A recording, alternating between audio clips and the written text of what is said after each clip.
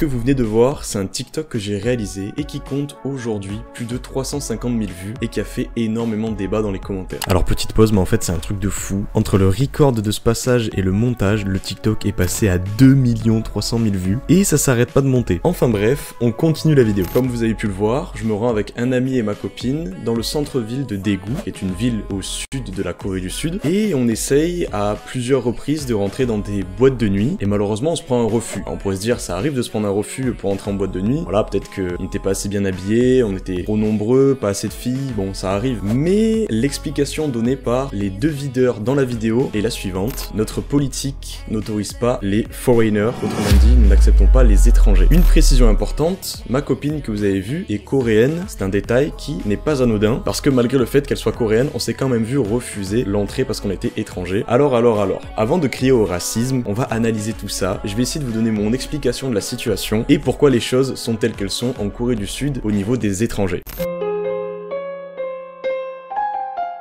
Il faut savoir que historiquement, depuis des centaines d'années, et encore aujourd'hui, la Corée du Sud, sans parler de la Corée du Nord qui est encore pire à ce niveau-là, est l'un des pays les plus unifiés au monde. Que ce soit lorsqu'on parle de nationalité ou même d'ethnie. Et vous allez voir que la notion d'ethnie est très importante car souvent, il n'y a pas vraiment de différence entre nationalité et ethnie. On va en parler plus en profondeur plus tard, mais c'est vrai qu'en général, si vous n'avez pas une tête de Coréen, vous n'êtes pas considéré comme un Coréen, même si vous êtes de nationalité coréenne. Et ce n'est pas un détail, c'est une chose qui est très importante à comprendre pour pouvoir comprendre justement la situation en Corée du Sud. Alors laissez-moi vous présenter quelques chiffres. En 2015, il y avait 1 500 000 étrangers en Corée du Sud, pour une population d'environ 51 millions d'habitants. Dit comme ça paraît pas énorme, mais si on regarde en pourcentage, ça veut dire que la Corée du Sud est composée à 97% de Coréens et qu'il y a seulement 3% d'étrangers. Je sais pas si du coup vous vous rendez compte à quel point le pays est unifié et quand vous êtes un étranger, vous êtes vraiment une extrême minorité, c'est-à-dire qu'il y a moins de 3 personnes sur 100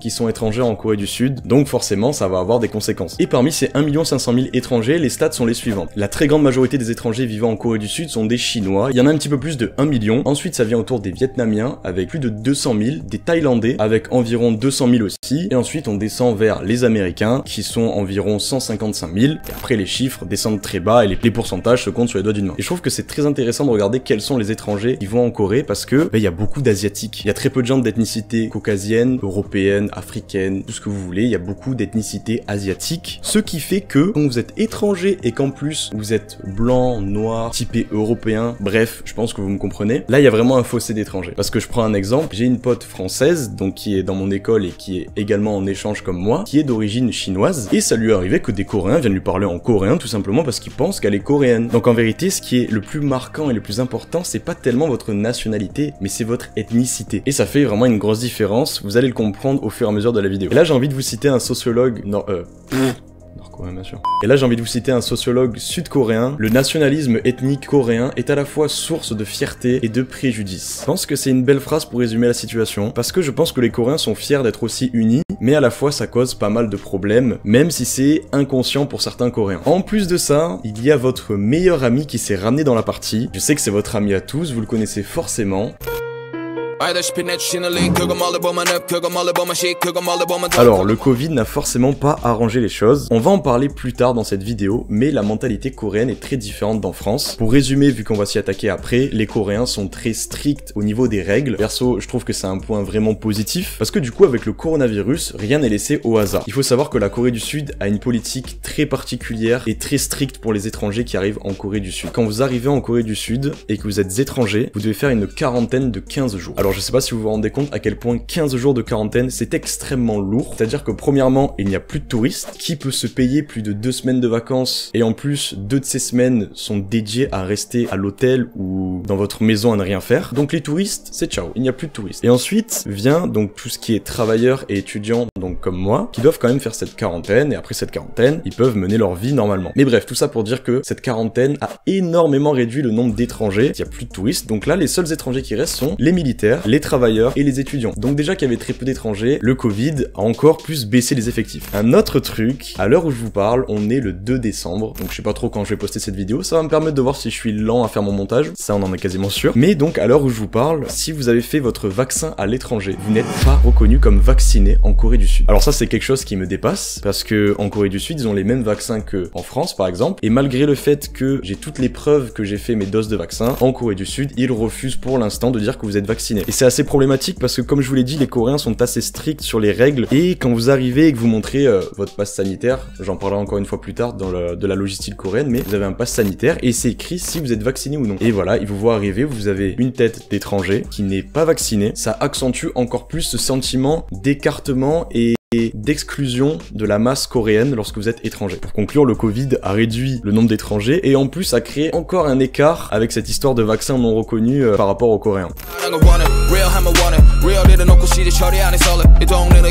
Alors pour bien vous parler de la situation des étrangers en Corée, il faut que je vous mette un petit peu de contexte sur toute la logistique coréenne et tout leur système d'application, de reconnaissance, de validation par numéro de téléphone, etc. Car en France, on n'a pas du tout ça. En France, la seule chose similaire, c'est le pass sanitaire. Voilà, vous avez votre QR code qui indique votre nom, si vous êtes vacciné ou non, c'est la seule chose qu'il y a. En Corée du Sud, ils ont un système très fermé niveau logistique. Par exemple, ils utilisent très peu Google, ils utilisent très peu PayPal. En fait, chaque outil qu'on connaît, il existe une version coréenne que vous pouvez utiliser uniquement si vous êtes coréen, si vous avez une carte d'identité coréenne. L'exemple le plus connu, je pense, c'est toute la série d'applications Kakao. Vous avez Kakao Pay, qui est l'équivalent de PayPal, Kakao Map, l'équivalent de Google Maps, Kakao Talk, qui je pense est la plus grosse application en Corée du Sud, qu'absolument tout le monde utilise, que ce soit les grands-parents, les enfants, les adolescents, bref, Kakao Talk, c'est là où tout le monde s'envoie des messages, tout le monde passe ses appels. Vous avez également Naver, qui est l'équivalent du Google, qui vous sert également à stocker un QR code lié à votre carte d'identité et votre numéro de téléphone. Et nous, en France, on ne connaît pas du tout ça. Et pourtant, c'est essentiel en Corée du Sud. En tant qu'étranger, vous ne pouvez pas accéder à toutes ces applications. Pour utiliser toutes ces applications, vous devez avoir un numéro de téléphone coréen que vous devez lier à votre carte d'identité coréenne. Et seulement après ça, vous pouvez utiliser Kakao Pay, Kakao Talk,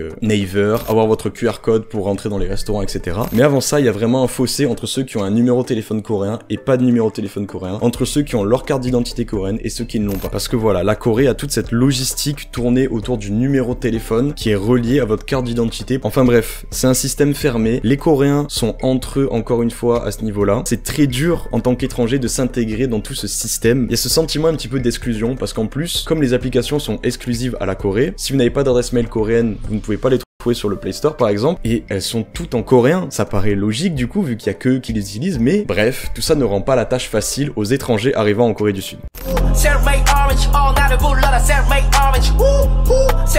Bon, il est temps d'attaquer la partie la plus importante, sûrement la plus intéressante, qui est la vision des étrangers par les Coréens. Alors, vous vous rappelez le TikTok au début de la vidéo, où je me faisais refuser dans une boîte de nuit parce que j'étais étranger. Ne criez pas au racisme tout de suite. Très souvent, beaucoup de Coréens parlent assez mal anglais, donc vu que quand t'es un nouveau étranger, tu parles très mal coréen aussi. La barrière de la langue, la barrière logistique, le fait qu'il y ait très peu d'étrangers, bref, tout ça fait qu'il y a une certaine distance qui est mise. Mais, donc, est-ce que le fait qu'on se fasse refuser dans cette boîte parce qu'on est étranger, c'est du racisme? Eh ben, je pense qu'il n'y a pas de réponse claire à cette question. C'est une question qui a fait énormément de débat dans mon TikTok. Je vous laisse me dire ce que vous en pensez en commentaire, en utilisant tout ce que j'ai expliqué dans cette vidéo, tout le contexte et tous les chiffres. Mais nous, on va continuer. On peut premièrement parler de xénophobie. Il y a très peu d'étrangers, l'homme a peur de ce qui lui est étranger, et même si certains Coréens ne sont pas du tout raciste, il va forcément y avoir une différence qui va se refaire sentir. Si vous voulez mon avis, il y a une grande part de curiosité de la part des Coréens. Forcément, il y a 97% de Coréens, quand vous êtes un étranger, ils en voient très rarement, donc on va vous regarder, on va vous traiter différemment, mais parfois c'est même inconscient, c'est pas voulu. Ce que je veux dire par là, c'est que si vous voyez un type de personne que vous voyez une fois par mois, forcément ça va vous intriguer, ça va attirer le regard, et c'est humain, parce que très souvent, la plupart du temps même, ce regard n'est pas méchant, c'est juste de la curiosité, et très souvent ça amène même une relation positive, parce que voilà, la personne veut peut-être vous découvrir votre culture, vous allez échanger. La plupart du temps, c'est positif. Il faut bien s'en rappeler de ça. C'est vrai que depuis le début de cette vidéo, j'ai l'air très négatif, mais je vous réserve une dernière partie sur mes expériences personnelles, vous allez le voir. Des petits incidents comme le refus dans la boîte de nuit, ça fait chier, mais c'est assez mineur. D'ailleurs, petite anecdote que j'aimerais rajouter, il y a eu un événement qui amène encore plus de méfiance envers les étrangers, et plus particulièrement les Américains. Il y a environ 2 ans, un peu plus de 2 ans, il y a un Américain qui s'est battu au couteau dans une boîte avec un Coréen. Du coup, maintenant, on a la réputation de se se battre, de beaucoup boire, de créer des disputes. Mais ça m'amène à vous parler d'un autre problème, c'est que il y a pas mal d'Américains en Corée du Sud, la plupart sont militaires, et le problème des militaires américains, c'est que c'est très dur de les punir. Donc forcément, il y a une méfiance envers les étrangers, vu qu'ils voient que vous avez pas une tête de Coréen, ils se disent que peut-être vous êtes un soldat américain, d'où une des raisons des refus en boîte de nuit par exemple. En tout cas, c'est une explication qu'on m'a donnée en commentaire par un Coréen, qui expliquait que voilà, les soldats américains étaient très problématiques, donc au moindre doute, ils vous refusaient. Mais après, moi j'ai un problème avec ça, c'est que à aucun moment, le videur ne m'a demandé si j'étais coréen, ne m'a parlé en coréen, je pourrais très bien être coréen et juste d'origine étrangère. Ils partent du principe que tous ceux qui n'ont pas une ethnie coréenne ne sont pas coréens. Et ça en France, c'est assez inimaginable. Juste imaginez une boîte de nuit qui refuse les étrangers parce que bah, t'as pas une tête de français toi, non tu rentres pas. Impensable. Et pour conclure sur cette partie, ce qui me fait assez mal au cœur et plutôt peur dans le futur, c'est que personnellement, j'aime beaucoup la Corée et j'aimerais pourquoi pas m'y installer. Et j'ai eu pas mal de retours d'expérience, que ce soit de gens que j'ai rencontrés ou de gens qui ont fait des vidéos pour expliquer ce sentiment. Mais en fait, quand vous avez une tête d'étranger en Corée, que vous n'avez pas une ethnicité coréenne, peu importe que vous vous mariez, que vous ayez des enfants, que vous travaillez, que vous parlez coréen couramment, que vous habitiez ici depuis 30 ans, vous serez toujours vu comme un étranger. C'est une pilule qui est très dure à avaler pour ceux qui veulent s'installer en Corée et qui ne sont pas coréens à la base. Quand quelqu'un vous voit arriver, il part du principe que vous n'êtes pas coréen et que vous êtes étranger, peu importe depuis quand vous êtes ici, peu importe ce que vous avez fait.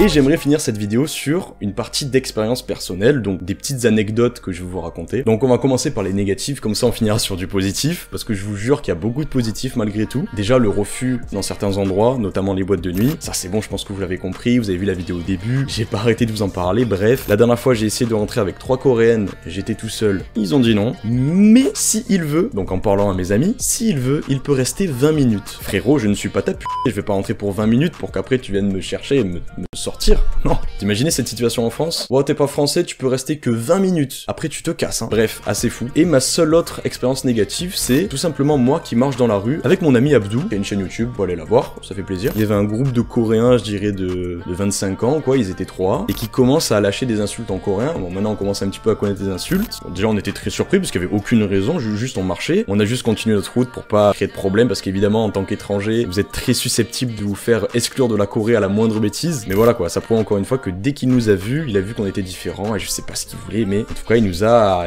agressé quoi. Et maintenant mes expériences positives. Alors vous allez voir que ça va être assez court parce que ça fait toujours plus parler le négatif que le positif, mais je vous jure que c'est la majorité du temps. La majorité de ce que je vis en Corée est incroyable, et je pense que ce serait très différent si j'avais une ethnie coréenne, parce qu'en fait les gens s'intéressent à vous. Alors je pense que c'est un point positif pour certaines personnes et un point négatif pour d'autres, mais c'est vrai que je pense que tous les étrangers pourront le confirmer, on se sent vraiment au centre de l'attention, parce que les gens sont curieux en fait. Les gens veulent essayer de vous parler anglais, veulent essayer de savoir d'où vous venez, et voilà, et ça facilite les rencontres, ça facilite les échanges. Souvent les Coréens sont très contents que vous aimiez la Corée, ils veulent vous faire découvrir des jeux, ils veulent vous faire découvrir la culture, des mots, etc.